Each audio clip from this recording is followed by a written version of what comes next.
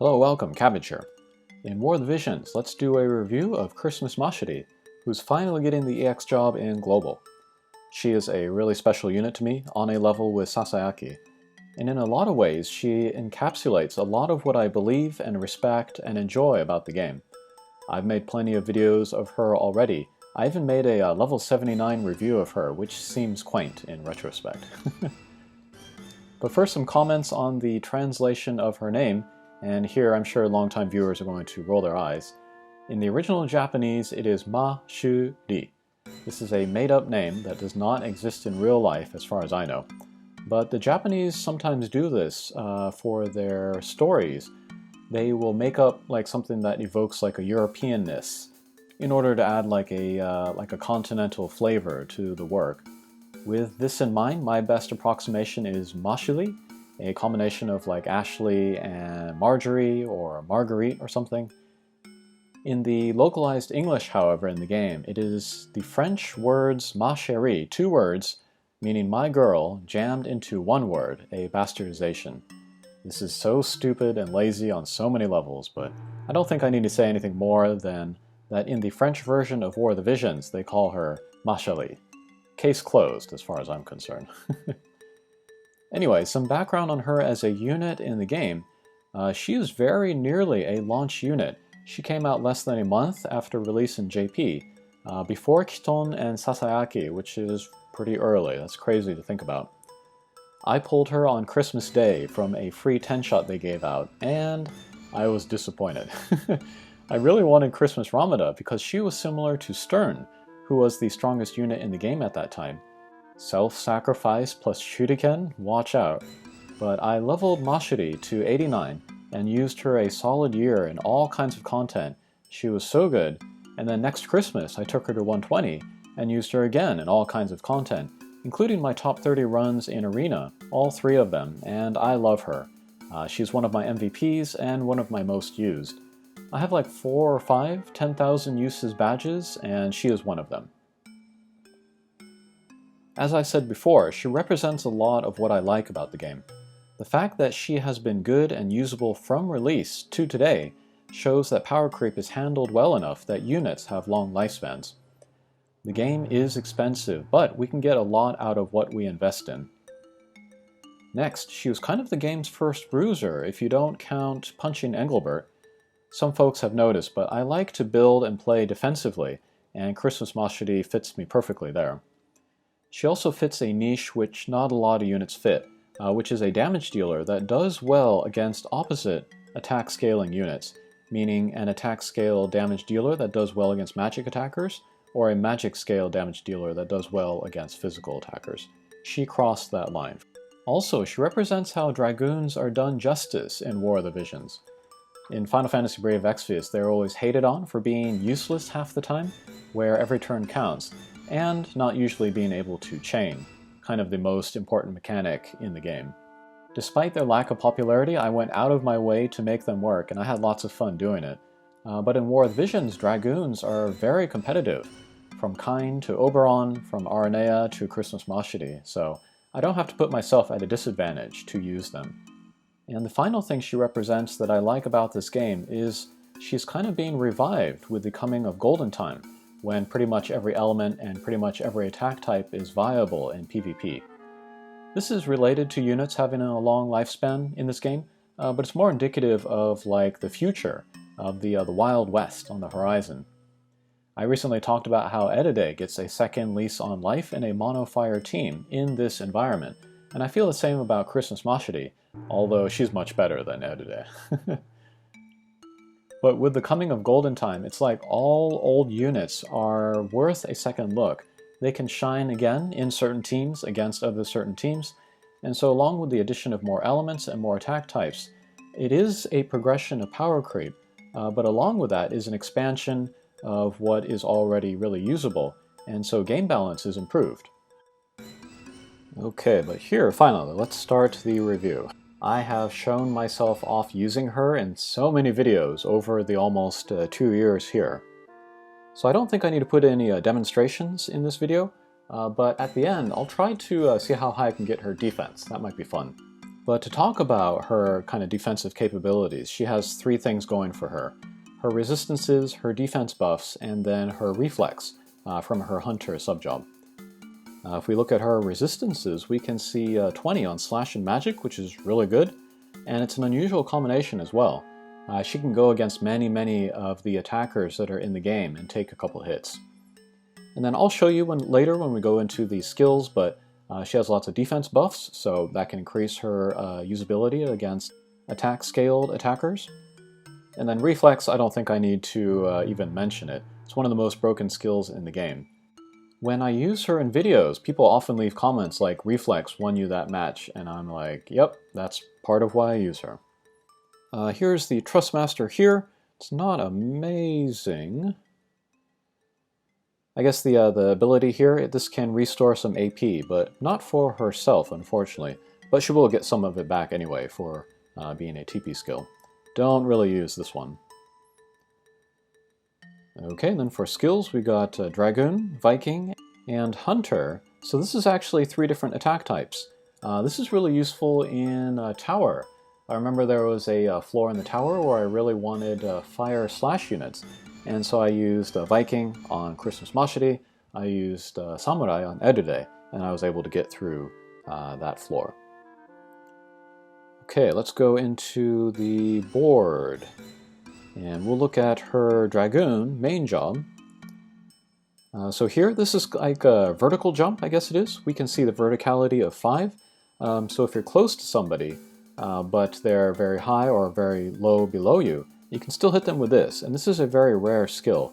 Not a lot of dragoons have this one. Okay, then we have the lock-on jump. This is the EX upgraded Horizon jump. You jump and then you lock on. The target, it can move, and then you'll still be able to hit them. Very good. And then the AI. This makes it very easy for the AI to use jumps here.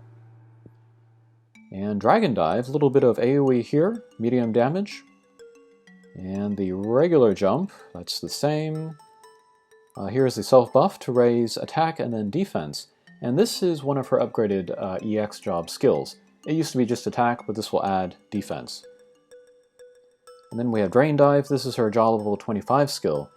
Let's see, we'll break defense for 3 turns, do medium damage, and then drain some HP. This is excellent for her. I really prefer breaks rather than penetration. I usually find that the benefit from breaks is greater, and then the break can last 3 turns as well, so you can set up your other teammates, while penetration is only going to work for the attacker using it. Some people mention that Christmas Macherie is not as good because she doesn't have penetration. It doesn't bother me very much, and it's mostly for this skill. Okay, and then we got the Dragoon subjob. Hardly ever use this, but Brave Break, and then a self-buff to raise jump and move. Oh, and then she is main job Dragoon, so she has the move 3, jump 4, so that makes it easier for her to get around. Okay, next we got the Hunter subjob. Here is the Evade self-buff, which will also lower resistances and then attack type resistances. I never use this because I'm always using reflex on her, and I feel like that's the only evade that she needs. Here's the 100% hit attack, and I turn off everything else. I turn off high charge, charge, and poison arrow, and I usually leave on either barrage and or the Nerai Uchi, the 100% hit attack. It depends what I want. If I want AoE and range, then I'll go for the barrage. If I'm going against evade units, I want to use more the aim. But sometimes I want to turn off both so that I can focus on jumps. It just depends on who I go against.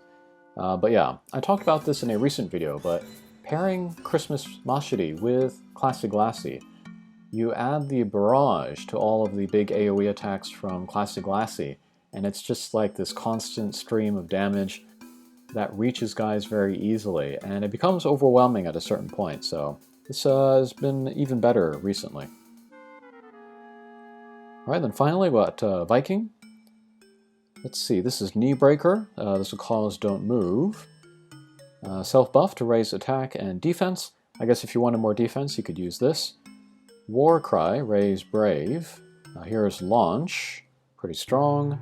And then, what was it, full-bodied blow, talking about crappy translation. But yeah, this is the casting time attack with the super big damage. I rarely use Viking unless like I'm on a very slash-heavy team, or if I'm going into PvE. Okay, and then we got support abilities. I think I'm always using the same two, but this is the Viking one, raise HP and attack. And then her HP can get pretty high. Even if you don't try, you can get up to like high 7,000s, 8,000s. And then the other one that I use is the range +1 and then accuracy up. But what else we got? Jump +1, HP up. Concentration, this will shorten casting time. This doesn't matter as much because she has the lock-on dive, and then like I'm turning off like charge and stuff on the ranger sub-job, but if you really needed to speed up the jumps in particular, you could use that. And then there's the Viking one, which will raise the projectile resistance. I never use this either. Alright, and then reaction abilities, we got Reflex and the Dragoon, Drain, and then we got the Viking Berserk one. Of course, I'm using Reflex 100% of the time. And then finally we have the Limit Break, short range, little bit of AoE, hits 2 times, and then also buffs defense. So she's got about 3 defense self-buffs in all. I usually turn this off. I don't need the hits. It's expensive, short range, so yeah. And then Master ability, which is different from Global. This will raise Ice resistance up 10, and then also raise Agility 10%. So she's actually a very easy character to kind of set up as far as like jobs and skills and things, because this setup that I have here is pretty much the best for like 95% of situations. So in that sense, she's easy to use. Okay, next let's talk about teammates that we could pair her with, and then we're doing a focus on PvP here. But yeah, like I said in previous videos and kind of hinted at earlier in this video, at this point where the game is now heading into Golden Time, the place where she's going to shine best is in Fire Heavy or in Mono Fire teams. But pairing her with Classic Lassie and then a tank, either Mont or Rain, is a very strong, very reliable team. If you do like Mont, Rain, and Macherie, I don't know if there's enough damage output overall. And then Classic Lassie and Christmas Machete, they can be built to go well against magic attackers, so you might not even need a tank to go with them. And then you can go for a healer or a third attacker, and then you could do any element at that point. I don't think Christmas Machete has ever been a good enough attacker to lead a team, but with her terrific range and survivability, that means she's going to get out enough damage eventually. But also thinking about who she could be good with, you could go with other slash resistance characters. You can make a slash resistance team. Muraga would be good there. So would Helena or Superstern. And then talking about characters that kind of cross that line, that do physical attacks themselves but are good against magic attackers. There's like Charlotte, there's Augureus. Oh, and then one thing that Christmas Machete does not have, which might be a weakness for her, she does not have a barrier break. And so there again, Muraga or Megamont could be good partners for her because they do have barrier breaks. Alright, then let's talk real quick about vision cards. Fire has a very good vision card game. But here we got this one. This will raise magic and then accuracy. Not great to equip on Macherie, but good for a teammate, like a tank. And then we got the Crystal Chronicles card. Again, not great for Macherie herself, but good for a teammate. This will just raise fire attack, and then elemental damage is one of the most difficult to defend against, so that's nice. And then we got Phoenix. This is pretty much always the best card for her. But this will raise magic resistance. This goes great with her already high innate magic resistance. Raise dexterity, which will raise both her accuracy and damage. And then raise pierce attack 35. And we got dexterity stat here, and then max HP as a personal ability. So yeah, wonderful for her. We got this Mont card. This might be one of the worst fire cards. Happy to have it though. Good for raids. But yeah, low priority to equip on her. And what else we got? We got good old Ifrit. I guess if you don't have some of those other cards, this might be good just for the flat attack up. This is really nice for PvE when you're going into like ice floors of the tower, or going against ice espers or something, because this can give you the ice resistance. And I think that will do it for UR vision cards. Okay, let's look at Macherie's maximum potential defense. This is a pretty ridiculous build here, but we got 52 here, and then let's try her buffs. Let's see how high those can go. I'm not going to try the self buff that's on the Viking subjob, however. Okay, let's do the Dragon Blood first.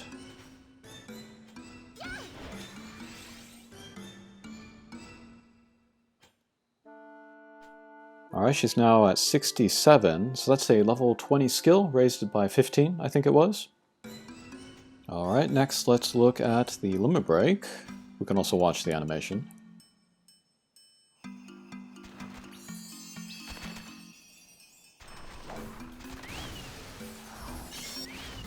Very cool. They put a lot of effort into that animation. Alright, then let's check her now. 69 defense, so a little bit more than the self buff, but don't think worth using for that. Okay, so that was a review of Macherie. I will say what I said in another video, I think. To pull her from 0 and then raise her now, I don't think is going to be worth it. But if you already had her, and then you were either working on or you already had a good fire element team, then I would highly recommend to go for her. Okay, thanks for watching, and we'll see you again. Take care.